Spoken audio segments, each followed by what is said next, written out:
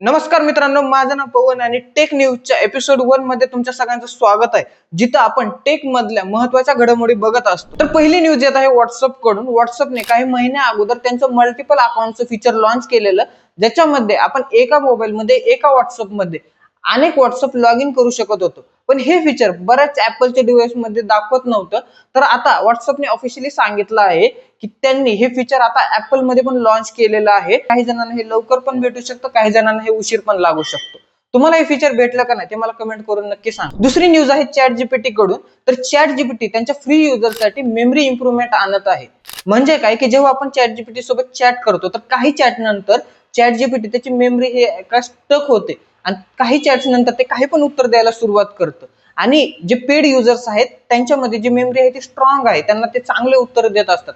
पण फ्री युजर्ससाठी आता chat GPT ती मेमरी अजून इम्प्रूव्ह करत आहे, ज्याच्यामुळे फ्री युजर्सला पण जरा चांगला रिस्पॉन्स भेटेल। आणि जे पेड युजर आहेत त्यांच्यासाठी ते अजून मेमरी इम्प्रूव्हमेंट करत आहेत आणि फ्री युजरसाठी ते लाईट वेट ठेवत आहेत। त्यासोबतच चॅट जीपीटीची पुढची न्यूज आहे की चॅट जीपीटीने त्यांचं एक लॉकडाऊन मोड अनाउन्स केला आहे। आता हे लॉकडाऊन मोड म्हणजे काय आहे, तर जेव्हा आपण चॅट जीपीटी सोबत चॅट करत असतो ना, तेव्हा चॅट जीपीटी हे लाईव्ह ब्राउजिंग करत असतं, डीप रिसर्च करत असतं। त्यासोबतच चॅट जीपीटी हे वेगवेगळ्या ऍप्सला कनेक्ट असतं, जेणेकरून आपल्याला चांगला रिस्पॉन्स भेटावा। पण हे चांगला रिस्पॉन्स भेटण्याच्या नादात जे लाईव्ह वेब ब्राउजिंग होत असतं, डीप रिसर्च होत असतं किंवा बाकीच्या ऍप्सला जे कनेक्ट असतं ना, त्यामुळे जे आपण डाटा शेअर करत असतो, ज्या फाईल्स शेअर करत असतो, त्या ब्राउजिंगच्या दरम्यान लीक होण्याची शक्यता असते आणि ते सिक्युरिटी कन्सर्न आहे। आणि त्यामुळे चॅट जीपीटीने हे लॉकडाऊन मोड आणले, जे ऑन केल्याच्या नंतर chat GPT live web browsing करणार नाही, डीप रिसर्च करणार नाही आणि जे बाकीचे ऍप आहेत ते डिस्कनेक्ट होणार। याच्यामुळे आपण त्याच्यासोबत चॅट करू शकतो, इमेज जनरेट करू शकतो, बाकीच्या गोष्टी करू शकतो।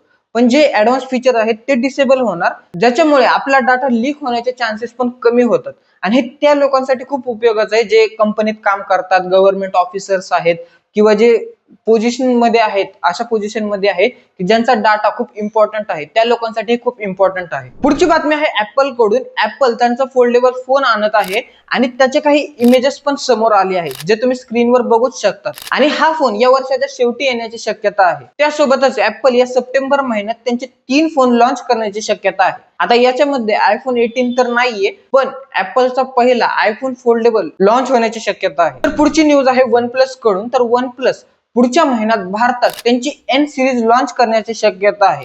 आणि महत्वाची गोष्ट म्हणजे वन प्लसचे जर तुम्ही फोन बघितले तर एकतर ते फ्लॅगशिप असतात किंवा मिड रेंज असतात।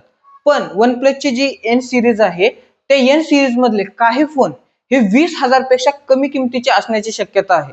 तर पुढची न्यूज आहे विवो कडून। तर विवोने त्यांचा विवो एक्स फोल्ड 6 हा अनाउन्स केला आहे आणि त्याचे काही इमेजेस पण समोर आलेत, जे तुम्ही स्क्रीनवर बघू शकता। आता शेवटची न्यूज आहे मेटा एआय कडून। तर मेटा एआयच्या एका चुकीमुळे इंस्टाग्रामवरील 20,000 अकाउंट हॅक झाले। तर झालं काय की जेव्हा हॅकरने अकाउंट हॅक करण्यासाठी अटेम्प्ट केलं, तेव्हा मेटाचं जे हे एआय आहे ना, ते व्हेरीफाय करू शकलं नाही की ओनर कोण आहे आणि त्यामुळे इंस्टाग्रामवरील 20,000 अकाउंट हॅक झाले। आता हे जेव्हा समोर आलं तेव्हा मेटाने सगळ्यात पहिल्यांदा त्यांचं जे फॉल्टी एआय आहे ना ते डिसेबल केलं आणि जे अकाउंट हॅक झाले ते सिक्युअर केलं। आता यामध्ये मेटा एआयची चुकी तर आहेत, पण त्यासोबतच बऱ्याच युजरची पण चुकी आहे, कारण त्यांनी इंस्टाग्रामवरील 2 फॅक्टर ऑथेंटिकेशन ऑन केलं नव्हतं, त्यामुळे ते अकाउंट इझिली हॅक झाले।